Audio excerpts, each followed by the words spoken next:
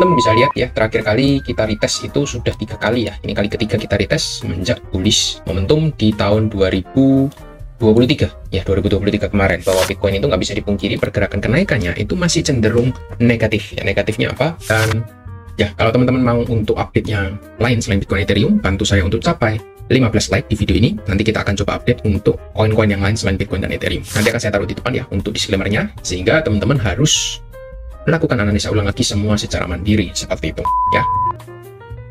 Halo semua, langsung aja kita akan update ya untuk Bitcoin dan Ethereum update. Di kali ini kita akan coba lihat ya untuk pergerakan Bitcoin Ethereum secara daily dan weekly time frame ya. Kita akan coba bahas dari time frame besar supaya teman-teman bisa dapat gambarannya. Langsung aja dari Bitcoin dulu yang pertama ya.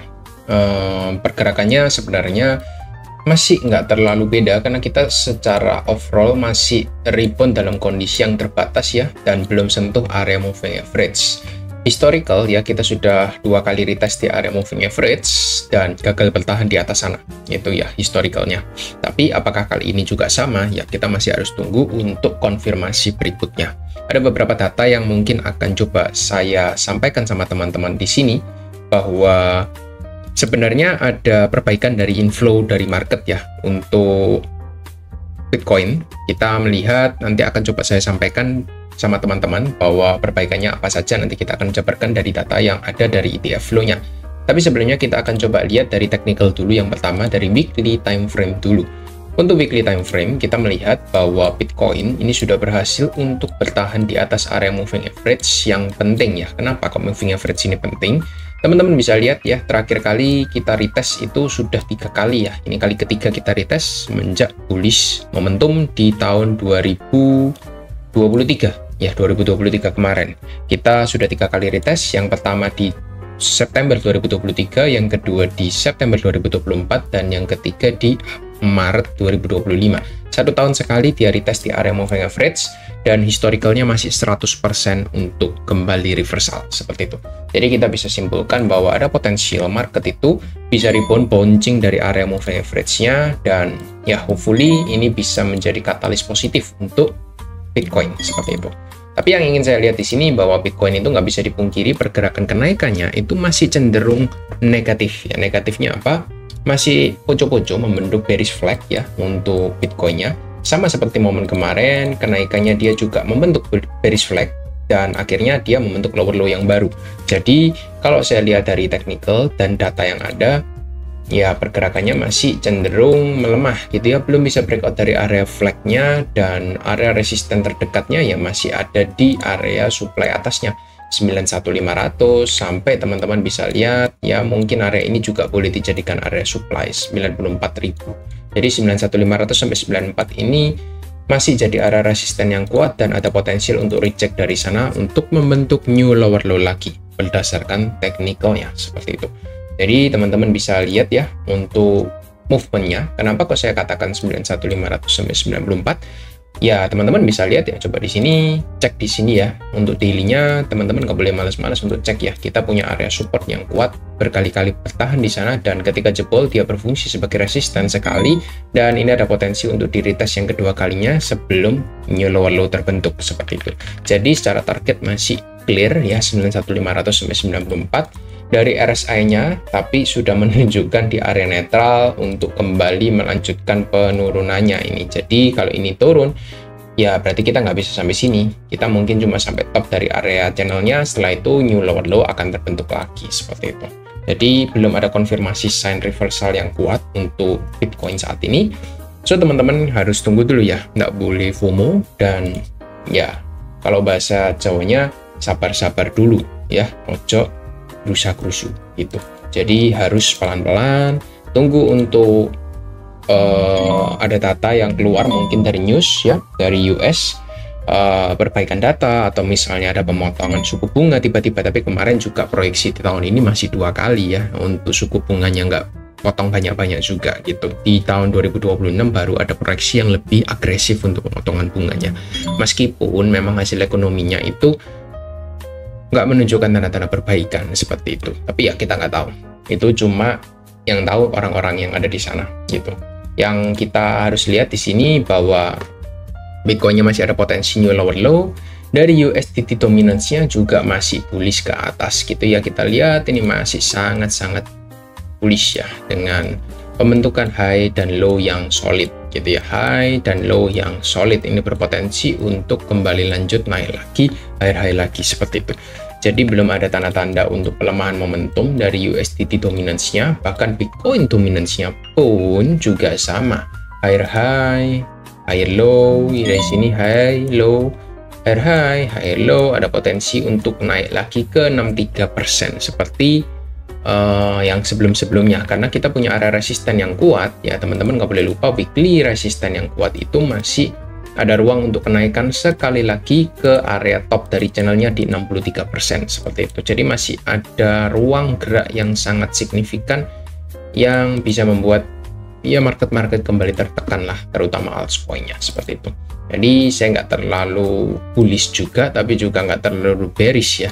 Kenapa kok nggak terlalu bearish? Ya potensi itu masih ada untuk kita kembali reversal. Yang pertama karena memang sudah mencapai area target kita di order block untuk dominance-nya.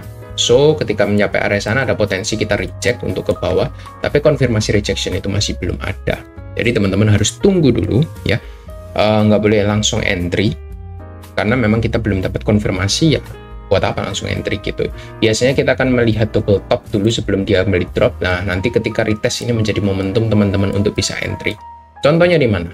Contohnya di sini, ini ada double top, dan tapi kebetulan nggak ada retest ya. Retestnya ada sekali, tapi ternyata dia kembali high lagi gitu ya. Tapi memang biasanya double top disertai dengan retest yang proper, ini menjadi area entry kita yang terbaik sebenarnya seperti itu. Saya kasih contoh dulu ya. Contohnya mana double top? Nah ini ada slightly double top ya. Top pertama, top kedua ya, ini ada retest, setelah itu dia drop, retest lagi di area sini, ini menjadi area entry point terbaik sebelum dia drop ke bawah. Tapi meskipun memang trennya masih bullish, jadi dia melanjutkan ke atas seperti itu. Kalau yang lebih jelas lagi ya, bentar, ini trennya soalnya masih naik semua ya. Nah seperti ini. Kebetulan ini bukan retest ya, ini cuma konsolidasi di momen-momen COVID kemarin. Ini ada double top ya, top yang kedua. Top pertama, ini top kedua. Ketika dia drop ke bawah, dia konsolidasi dulu lumayan lama di sini. Nah, ini area yang bisa teman-teman perhatikan. Kalau dia jebol dari support, teman-teman bisa entry dengan agresif gitu. Itu menjadi entry point teman-teman, dan benar ketika dia drop ke bawah, dia drop langsung sekitar berapa persen dari area supportnya, 35% ke bawah. Ini altcoin-nya ngacir semua kalau dia drop dengan signifikan seperti itu. Tapi kalau momen sekarang kita lihat, ya nggak ada ya hal tersebut. Kita cuma sebenarnya masih konsolidasi aja gitu ya. Kalau kita bisa lihat di sini pergerakannya sih, kalau saya lihat cuma cenderung bentuk channel seperti ini ya, nggak naik tapi juga nggak turun gitu. Either dia mau turun misalnya pun ke area supportnya yang ada di 60,9%, 61%, itu juga masih ada potensi untuk lanjut naik lagi untuk yang dominance Bitcoin-nya seperti itu.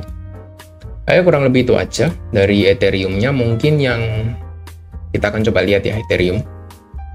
Ethereum dari weekly time frame ada sedikit perbaikan ya. Ini ada area buy ya lumayan oke. Even memang nggak terlalu oke banget, tapi ya oke lah. Ada coba perlawanan di sana gitu. Karena ini memang area support penting ya, area sekarang ini. Sempat retest area 1700-1800, tapi langsung dibablas lagi. Bablasnya kayak gini. Bentar ya. Dia bertahan di atas area 2000. 2000 ini area penting ya untuk weekly. Ini area resist, dan kita pertama kali retest untuk area supportnya. Sebelumnya kita belum pernah ya sampai area situ ya. Kita cuma di 2200-2100.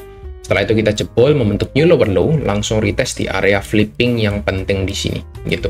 Jadi ini merupakan area good deal menurut saya. Kalau teman-teman belum punya Ethereum, ya boleh dilihat lah untuk fundamentalnya bagus enggak, lalu untuk story-nya nanti apa bisa di-ride ya ketika momen bull run lagi.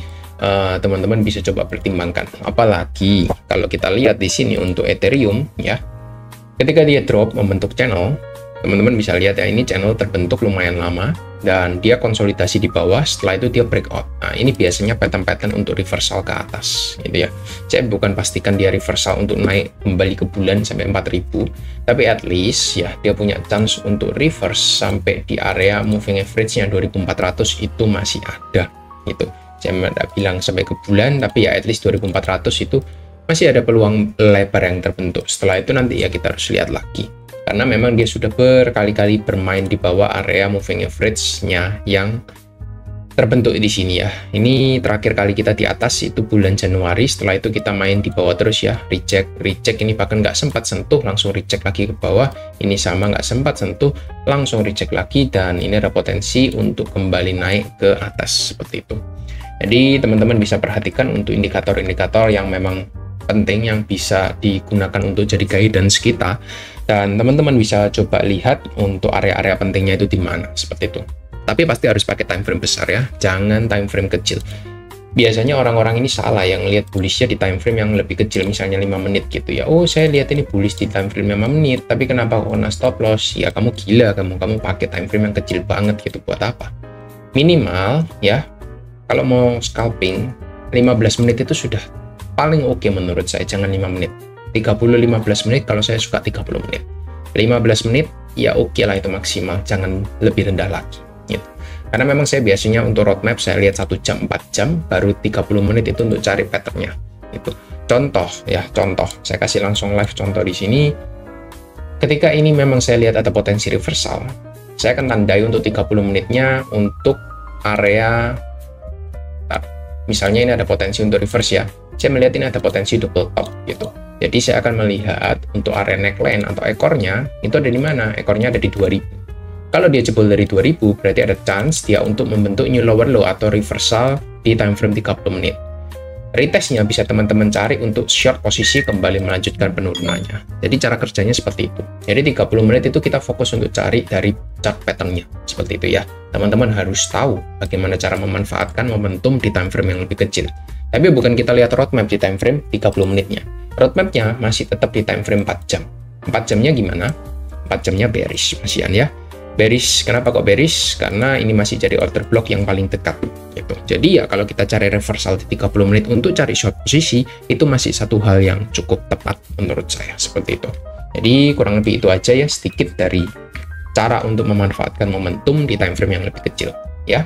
Teman-teman kalau misalnya mau belajar lebih lagi, boleh coba like ya untuk video ini. Mungkin kita akan coba bahas cari study case di koin-koin yang lainnya. Teman-teman boleh request di koin apa, nanti boleh tulis di komen aja gitu. Lalu kita akan coba lihat dari inflow yang ingin saya bahas tadi ya. Inflow kita sebenarnya cukup oke di tanggal 12 Maret ya. 12 Maret kita lihat inflow 13 juta dolar. Setelah itu cuma outflow sekali di tanggal 13 dan kita langsung dihajar oleh inflow beruntun selama 4 hari. Meskipun nggak besar-besar amat ya, ini lumayan 274, 200 juta, tapi yang ini kecil ya, 40 dan 11 juta, cenderung nggak ngapa-ngapain untuk market makernya. Tapi ini satu indikasi yang positif. Kenapa? Karena kalau teman-teman lihat ini dia sudah mulai mereda untuk aksi sell off-nya untuk ETF-nya. Jadi ini menandakan bahwa ada reakumulasi lagi. Ya, kuncinya reakumulasi itu ada sideways dulu seperti ini. Dia sideways, akum kecil-kecil, setelah itu dia kembali akum lagi dengan jumlah yang besar. Gitu. Ini menandakan bahwa ada potensi bottom di area sekarang. Gitu ya. Saya melihat ada potensi bottom di area sekarang. Tapi apakah kita sudah confirm? Kita masih harus konfirmasi dulu apakah ini berhasil jebol ke atas ataukah jebol ke bawah untuk bearish flag-nya. Seperti itu. Jadi cara memanfaatkannya dan mengcombine-nya seperti itu. Kalau bingung teman-teman bisa ulang-ulang lagi ya, supaya teman-teman dapat gambarannya, nggak perlu saya update video setiap hari seperti itu ya. Kurang lebih itu aja yang saya sampaikan, dan teman-teman saya kasih disclaimer ya bahwa bukan ajakan beli dan juga jual. Untuk apa yang saya sampaikan di sini nanti akan saya taruh di depan ya untuk disclaimernya, sehingga teman-teman harus melakukan analisa ulang lagi semua secara mandiri seperti itu ya. Dan ya, kalau teman-teman mau untuk update-nya lain selain Bitcoin Ethereum, bantu saya untuk capai 15 like di video ini. Nanti kita akan coba update untuk koin-koin yang lain selain Bitcoin dan Ethereum ya. Saya tahu teman-teman mungkin bosen untuk update Bitcoin Ethereum. Ya, teman-teman kasih ide mau update apa, nanti kita akan coba pertimbangkan seperti itu. Thank you semua dan see you next video. Bye-bye.